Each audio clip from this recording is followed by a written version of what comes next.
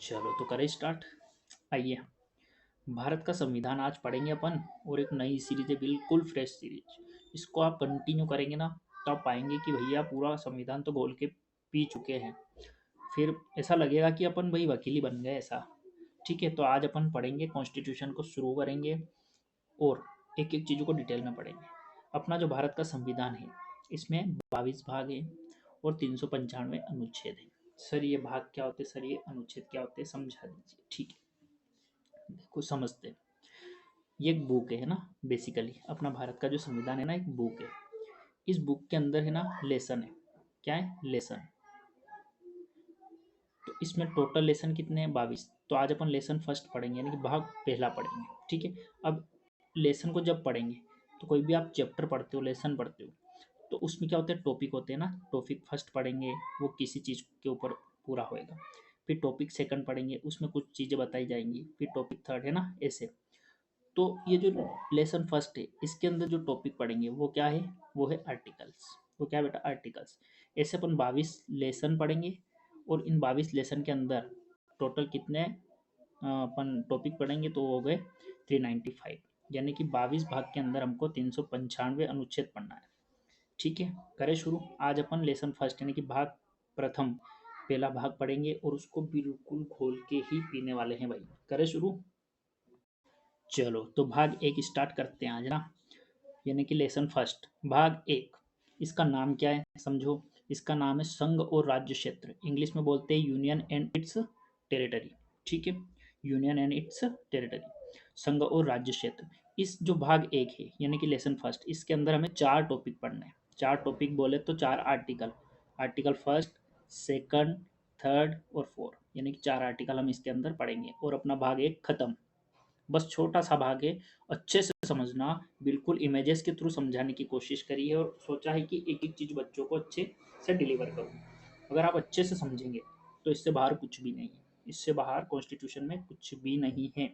इस सीरीज को कंप्लीट करो और कॉन्स्टिट्यूशन का पूरा ही जो है आपका जो डर है वो खत्म हो जाएगा। ठीक है, करें स्टार्ट।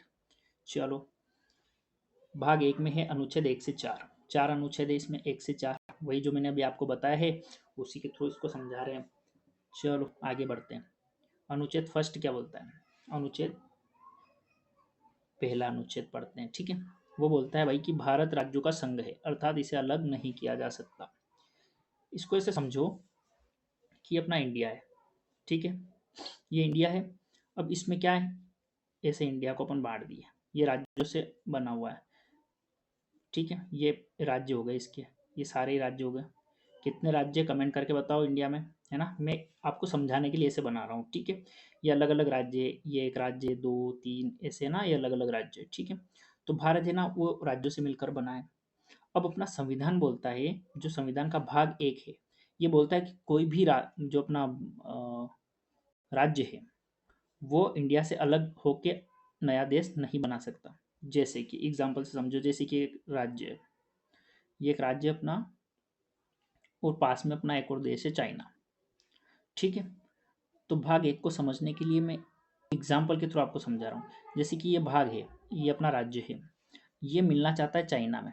ठीक है, यहाँ से टूट के अगर ये चाइना में मिलना चाहता है और वो बोले कि भाई मैं आपके साथ नहीं रहना चाहता हूँ, मैं चाइना में मिलना चाहता हूँ, तो भारत का जो अनुच्छेद प्रथम है, आर्टिकल फर्स्ट, वो बोलता है कि भारत है ना वो राज्यों का संघ है और इसे अलग नहीं किया जा सकता। यानी कि ये राज्य उसमें नहीं मिल सकता है, चाइना मतलब टूट ही नहीं सकता है भारत से, ये बोलना चाहता है अनुच्छेद प्रथम।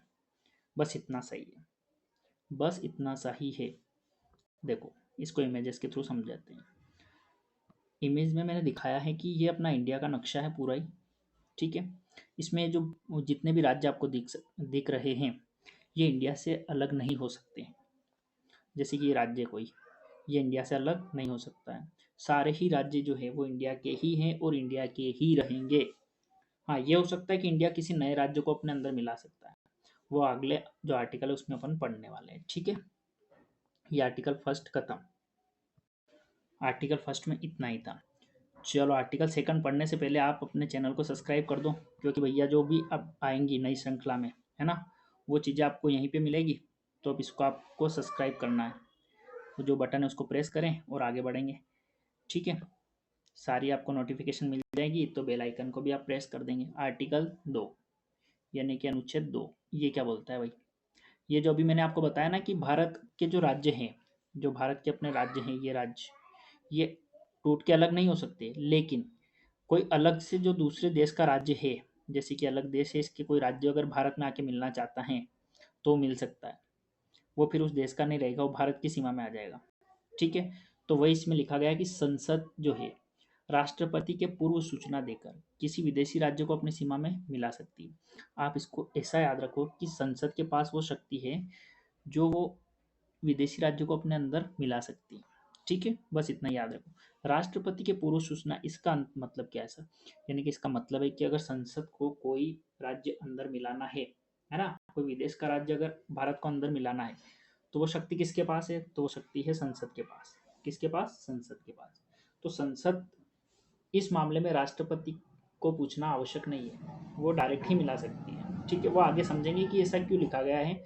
ये आर्टिकल 368 जब अपन पढ़ेंगे ना, तब और अच्छे से क्लियर हो जाएगा। ठीक है, अभी आप इतना सा याद रखो कि जो अनुच्छेद 2 है उसके अंतर्गत संसद जो है ना, वो विदेशी राज्यों को भी अपने अंदर मिला सकती है। ठीक है, अब इसका एक एग्जाम्पल भी ले लेते हैं। इसका एक एग्जाम्पल है कि जो सिक्किम है, भारत का राज्य सिक्किम, भारत का जो राज्य है ना सिक्किम, उसको भारत ने मिलाया था। कब मिलाया था? 16 मई 1975 को भारत ने अपने अंदर मिलाया था। और ये भारत का कौन सा राज्य बना था? ये बना था 22वां राज्य, 22वां स्टेट ये भारत का अपना बना था। यहाँ तक की बात क्लियर है? चलो तो इसको और आगे से देखते हैं, ये सिक्किम कैसे हुआ था हमारा, उसके बारे में। उस जो 1975 की बात है ना, जब सिक्किम को भारत में मिलाया गया था, तब के बारे में उस टाइम का इसमें लिखा हुआ है सारा, आप अच्छे से पढ़ लेंगे। ठीक है, सिक्किम का जो प्रथम मुख्यमंत्री बना था वो कौन बने थे, उसके बारे में यहाँ पे डिटेल है। तो बस मैंने एक बताया, ये सिक्किम का यहाँ पे नक्शा दिखाया गया आपको। ठीक है, तो अनुच्छेद 2 क्या बोलता है कि संसद किसी भी विदेशी राज्य को अपने अंदर क्या कर सकती है भाई? मिला सकती है, इतना सा। और इसका एक एग्जाम्पल है कि सिक्किम को अपन ने मिलाया था 1975 में, और ये भारत का 22वां राज्य बना था। ये चीज नोट डाउन कर लेंगे, सिक्किम भारत का कौन सा राज्य बना था? 22वां उस समय। उससे पहले 21 राज्य थे, और 22वां कौन बना? सिक्किम। ठीक है, एक विदेशी राज्य था जिसको अपन ने अंदर मिलाया था। करे आगे बढ़े। ठीक है, आर्टिकल नंबर 3। आर्टिकल 2 भी खत्म हो गया भाई, बहुत ही आसान भाषा में सिखा रहा हूँ, इससे आसान आपको कोई भी नहीं सिखाएगा। देखो, आर्टिकल नंबर 3 ये बोलता है कि संसद राष्ट्रपति के पूर्व सूचना किसी वर्तमान राज्य का नाम या सीमा बदल सकती है। अब ये क्या है सर, इसको अच्छे से डिटेल से समझा दीजिए। देखो, एक एग्जाम्पल लो, ये अपने भारत का एक राज्य था एमपी, है मतलब अभी भी है ना। ये एमपी जो है ना, ये पहले छत्तीसगढ़ भी इसी के अंदर था। छत्तीसगढ़ भी क्या था? इसी के अंदर था। तो अब चलो आप सन 2000 के अंदर चलते हैं ना, एक यात्रा करवाता हूँ आपको। आज आप मान के चलो कि 2000 है। अरे कहाँ गया पेन बाबू, आजा।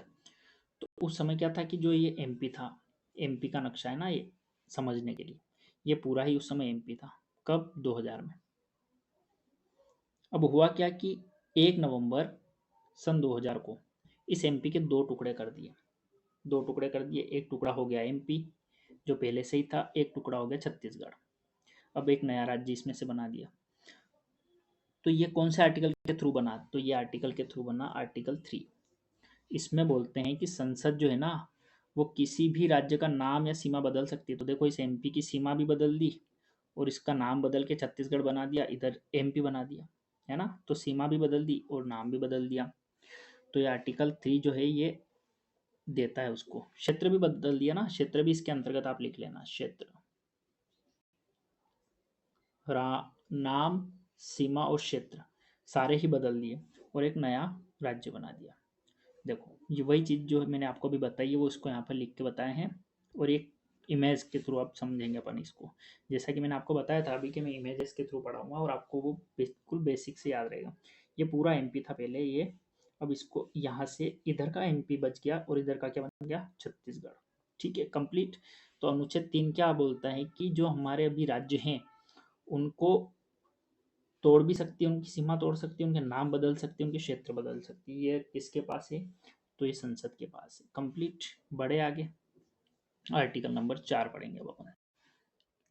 चलिए, आर्टिकल नंबर 4। आर्टिकल नंबर 4 में तो कुछ है ही नहीं।